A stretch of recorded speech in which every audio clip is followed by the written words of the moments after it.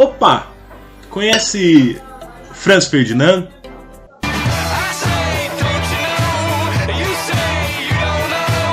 Não tô falando da banda, tô falando do cara, Franz Ferdinand, o Francisco Ferdinand. Sabe quem foi ele? Pois é um cara que foi dar um rolê num lugar onde ninguém gostava dele, e sabe o que aconteceu?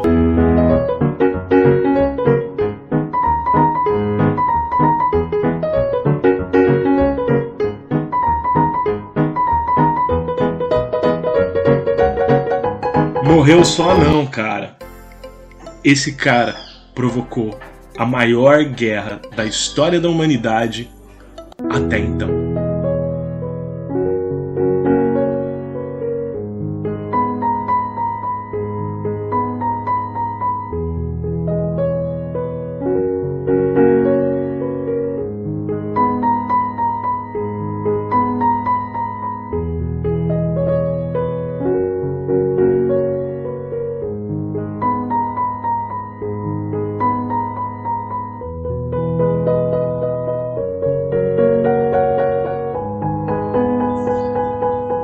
Para a gente entender a Primeira Guerra Mundial, a gente precisa entender o que estava acontecendo antes. E antes, o que estava acontecendo na Europa? A Belle Époque. Belle Époque, uma época de grande otimismo, de grandes inovações, né? Foi nessa época, fim do século XIX, início do século XX, que você tem invenções impressionantes, como o rádio, como a luz elétrica, como os automóveis, como o telefone, a anestesia, uma série de avanços, né? O som do gramofone, né? Que também animava as festas sem você precisar ter uma orquestra presente.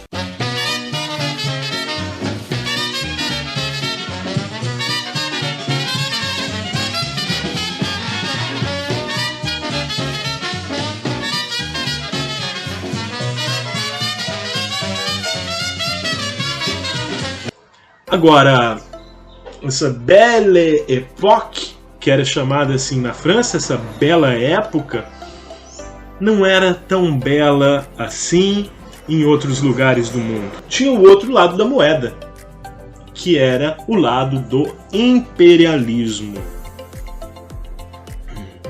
Porque veja bem, para você construir estradas de ferro, para você ter energia elétrica, você precisa de matérias-primas, você precisa de fontes de energia. Por exemplo, é necessário o cobre para os fios elétricos. Para você ter automóveis, você precisa do petróleo, você precisa dos metais. E essas potências, esses países que tinham essas tecnologias, esses países mais desenvolvidos, que desenvolveram industrialmente mais cedo, eles iam buscar essas matérias-primas, iam buscar esses recursos aonde? Iam buscar esses recursos na África, onde tem minério, iam buscar recursos para suas indústrias na Ásia, e isso gerava uma série de sofrimentos para aquelas populações locais, não é verdade? Os europeus se achavam no direito, diziam que estavam levando o progresso, que estavam levando a civilização, mas na verdade o que estavam fazendo era uma colonização, né? Por isso é chamado de neocolonialismo, por isso é chamado de imperialismo. Essa corrida por zonas de influência, por territórios, né? Nas periferias do capitalismo mundial. Só que veja bem, esses países da Europa vão começar a competir entre si por esses recursos, né? Cada um vai querer pegar, por exemplo, um pedaço da África. Cada um vai querer dominar as áreas produtoras de carvão, de minério, de petróleo, a mão de obra, etc. Isso vai gerar uma disputa. E aí as disputas imperialistas são um dos principais fatores que vão causar a Primeira Guerra Mundial. Um outro fator muito importante é o nacionalismo. O nacionalismo, o sentimento patriótico, de certa forma até exagerado, que tomava conta da Europa. Então, por exemplo, os alemães queriam construir uma grande Alemanha, queriam ter um grande território. A França, a mesma coisa. Os povos eslavos, né, do leste europeu sonhavam em se unificar, em fazer o chamado pan-eslavismo e juntar vários reinos, vários territórios onde vivia essa população eslava numa grande pátria, numa grande nação. Do mesma maneira, o chamado Império Austro-Húngaro, expansionista, que também buscava ter um território cada vez maior.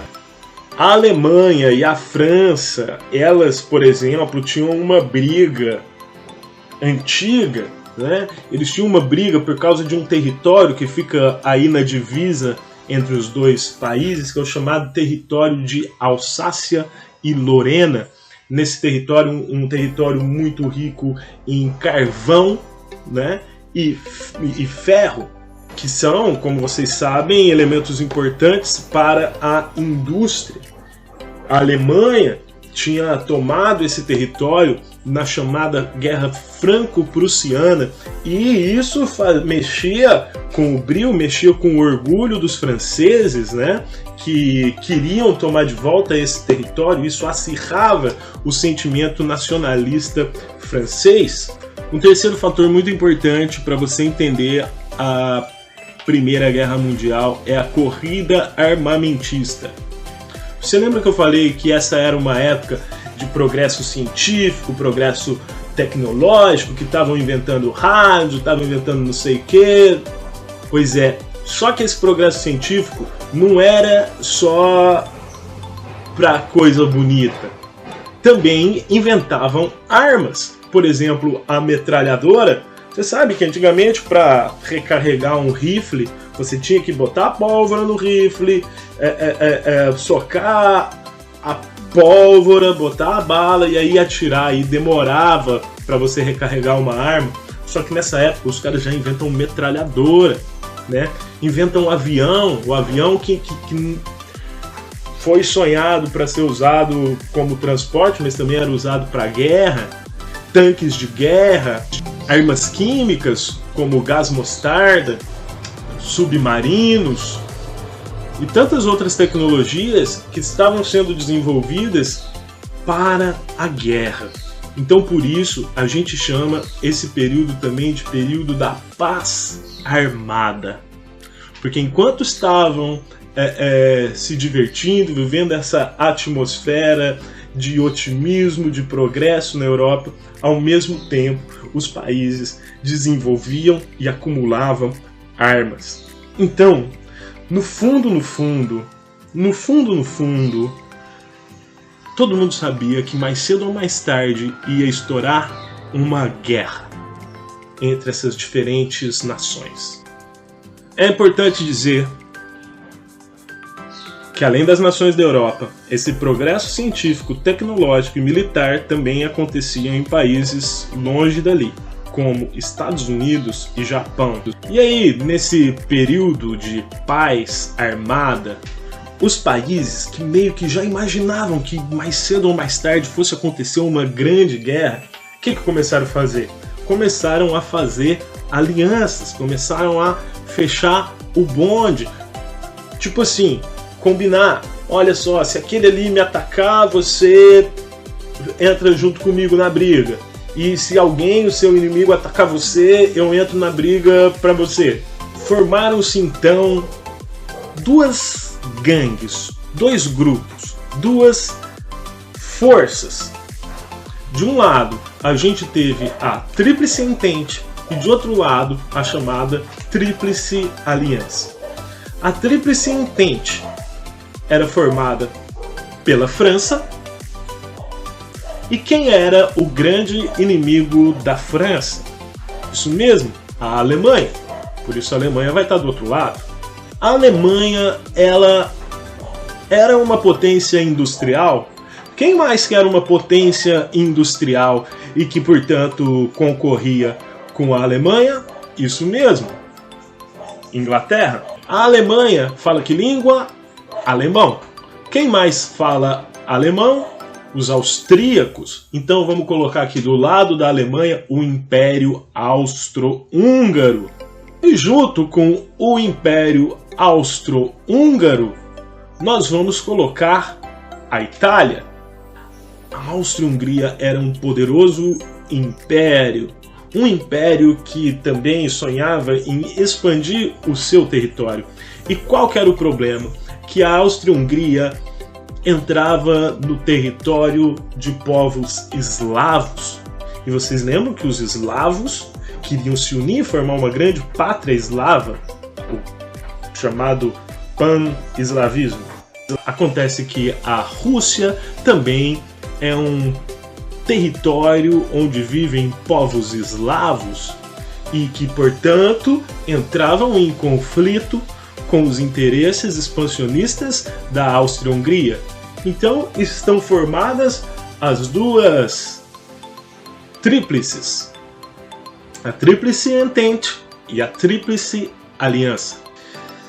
As peças estão colocadas sobre o tabuleiro, então a gente só precisa de um estupim. É aí que entra Franz Ferdinand. Não a banda, o cara. Franz Ferdinand, ou Francisco Fernando, era o arquiduque do Império Austro-Húngaro. Ele era herdeiro do trono. Ele um dia se tornaria o imperador.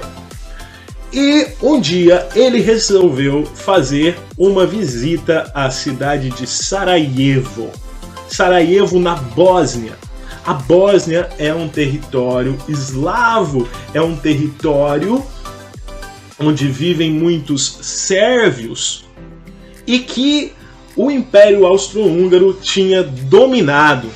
E obviamente esses sérvios não gostavam nada de ser dominados pelos austro-húngaros. Mas mesmo assim, ele quis ir a Sarajevo, ele quis desfilar em carro aberto para mostrar, olha só, eu sou o imperador.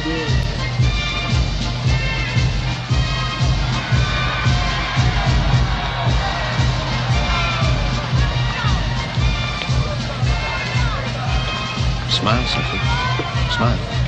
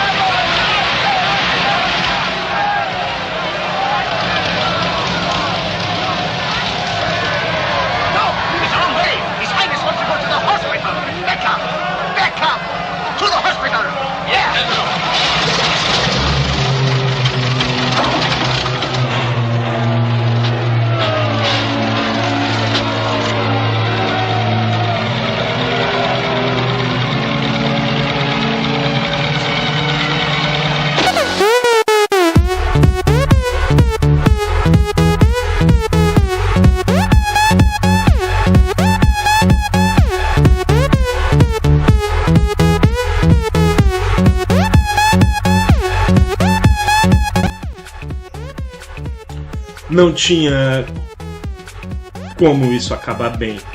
E ele foi morto por um cara chamado Gavrilo Princip, que pertencia a uma organização secreta chamada a Mão Negra.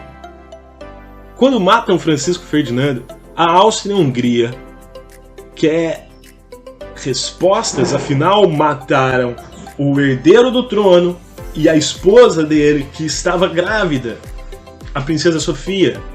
A Áustria-Hungria começa a desconfiar de que a Sérvia tem envolvimento no assassinato de Franz Ferdinand. Ela exige investigações e exige participar dessas investigações no território sérvio, inclusive. Ora, é claro que a Sérvia não vai concordar, afinal, eles eram cheios do quê? Do seu orgulho nacionalista. A Áustria-Hungria dá um ultimato para a Sérvia não atende, a Áustria-Hungria invade a Sérvia, mas quando o Império Austro-Húngaro invade a Sérvia, começa o dominó da guerra. A Rússia, aliada da Sérvia, que era eslava também, entra na guerra. E aí, meu amigo, é um dominó. Blasted, no cunt leaves here till we find out what cunt did it. Who the fuck are you? Yes!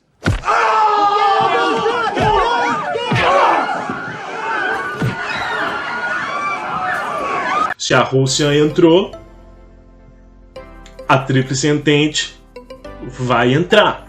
E se há uma guerra envolvendo a Áustria, a Tríplice Aliança toda vai se envolver na guerra. Menos a Itália, porque a Itália vai trair os amigos dela. Cara, é muita porrada, tiro, porrada e bomba. A primeira fase da guerra é chamada de guerra de movimento, porque as nações com seus tanques de guerra, aviões, submarinos, se movimentam, invadem os outros países, tomam território. Só que chega uma hora, cara, que a guerra estaciona. Então chega um momento que nenhum nem o outro lado da guerra consegue avançar mais. Então, já que ninguém conseguia avançar para o território inimigo, eles começam a cavar buracos, túneis, que são as chamadas trincheiras. E é por isso que a segunda fase da guerra é chamada de Guerra de Trincheiras.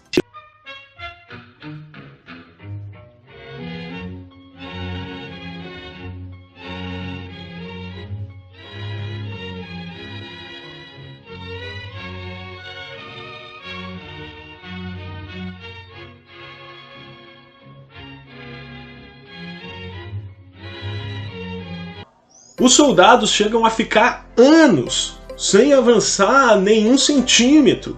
Uma trincheira cavada de cá e do outro lado a trincheira inimiga e cada um no seu buraco trocando tiro um com o outro. O espaço entre a trincheira de um grupo e a trincheira do exército inimigo era chamado de terra de ninguém, porque não tinha jeito de avançar, meu amigo. Lembra? Já existia metralhadora, então quem tentasse avançar com cavalaria ou com seus soldados ia levar tiro, ia ser metralhado. A menos, claro, que existisse a Mulher Maravilha.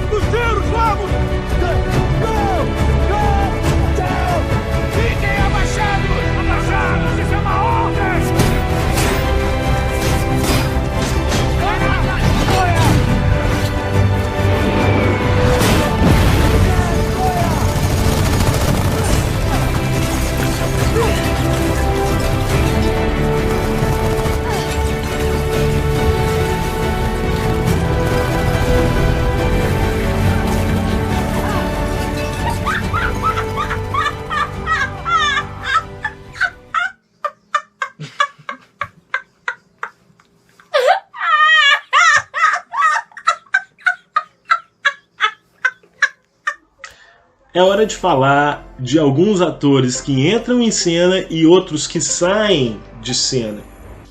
Uma força militar muito forte era a Rússia. Mas o que acontece com a Rússia em 1917? O que acontece com a Rússia em 1917? O que acontece com a Rússia em 1917?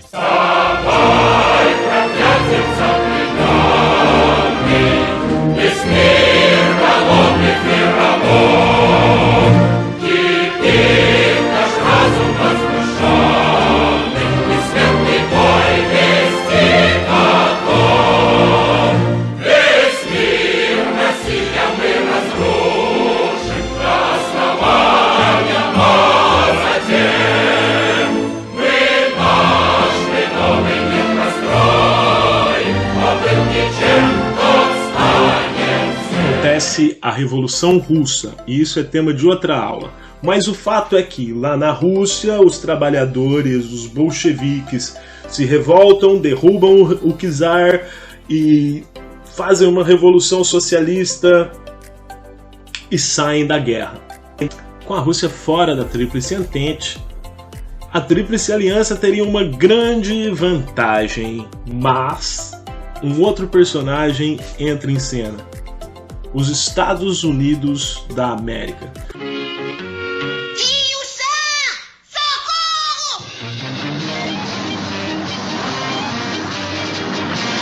Os Estados Unidos entram no finzinho da guerra, porque quando ele vê que a Tríplice Aliança poderia ganhar, ele começa a ficar preocupado. Porque na Tríplice Entente, alguns países eram seus aliados econômicos, e que provavelmente, se perdessem a guerra, não iam pagar os seus empréstimos. A entrada dos Estados Unidos marca a fase final da guerra. Com seu poderio bélico, seus aviões e sua tecnologia, finalmente a Tríplice Aliança é derrotada. Os países da Tríplice Aliança são humilhados pelos seus vencedores. É assinado então um tratado de paz, um chamado Tratado de Versalhes, em que a Alemanha perde boa parte do seu território. O Império Austro-Húngaro é completamente aniquilado e fragmentado, se dividindo numa série de países. A Alemanha perde as suas colônias, perde parte do seu território, inclusive a Alsácia e Lorena, que a França pega de volta. A Alemanha é proibida de ter um exército, podendo manter no máximo 100 mil homens, apenas para manter o seu território. A Alemanha é proibida pelas nações vitoriosas de construir tanques, submarinos, navios, aviões, armamentos de guerra, armamentos pesados de guerra. Além disso, a Alemanha é obrigada a pagar uma indenização de 6,6 bilhões de libras, porque ela foi considerada a grande culpada pela guerra e queriam que ela pagasse a conta por todos os estragos causados durante a guerra, e que não foram poucos. Então chegava a hora de contar os corpos. Foram mais de 10 milhões de mortos. Foi o fim da Belle Époque. O mapa do mundo foi completamente redesenhado. No fim da guerra, não existia mais o Império Russo, não existia mais o Império Austro-Húngaro, não existia mais o Império Turco-Otomano. Essa derrota tão grande para a Alemanha mexeu com o brio dos alemães, que se sentiram abusados, humilhados, que acharam que o Tratado de Versalhes tinha sido um pouco exagerado. E isso daria semente para o ressurgimento do ultranacionalismo, mas isso é tema para outra aula, porque é outra guerra. Então, terminou a Primeira Guerra Mundial, eu vou ficando por aqui. Professor, o Brasil participou da Primeira Guerra? Você quer saber do Brasil na Primeira Guerra? Tá bom, eu conto, mas é que eu fico com um pouco de vergonha. O Brasil, que vivia na época da Primeira República, tinha amizade e laços comerciais, tanto com países de um lado quanto do outro lado. E por isso, no começo da guerra, preferiu não apoiar ninguém. Mas isso mudou depois que submarinos alemães afundaram alguns navios brasileiros. E o Brasil então entrou na guerra no finalzinho. Igual os Estados Unidos? Não. porque os Estados Unidos fez uma diferença danada na guerra e o Brasil nem tanto. Na verdade, a batalha mais famosa do Brasil na Primeira Guerra é a chamada Batalha das Toninhas. Vocês querem mesmo saber como foi isso? Então tá, foi assim. Os navios brasileiros estavam indo lutar lá na Europa. Quando atravessaram o Estreito de Gibraltar, entrando no Mediterrâneo, os ingleses avisaram os brasileiros que eles deviam tomar cuidado com os submarinos alemães. Então, o almirante Fernando Frotin tomou um susto, que ele começou a ver um movimento nas águas, que eles pensaram que fossem submarinos alemães. Então, começaram a atirar, lançaram torpedos, abriram fogo. E então, de repente, o mar ficou vermelho de sangue. Mas submarino não sangra? Acontece que não eram submarinos alemães. Era um bando de golfinhos. Golfinhos, também conhecido como toninhas. E o Brasil matou uma porção deles. Por isso esse episódio lamentável ficou conhecido como a Batalha das Toninhas. Bom, agora sim eu encerro. Por hoje é só. Até a próxima.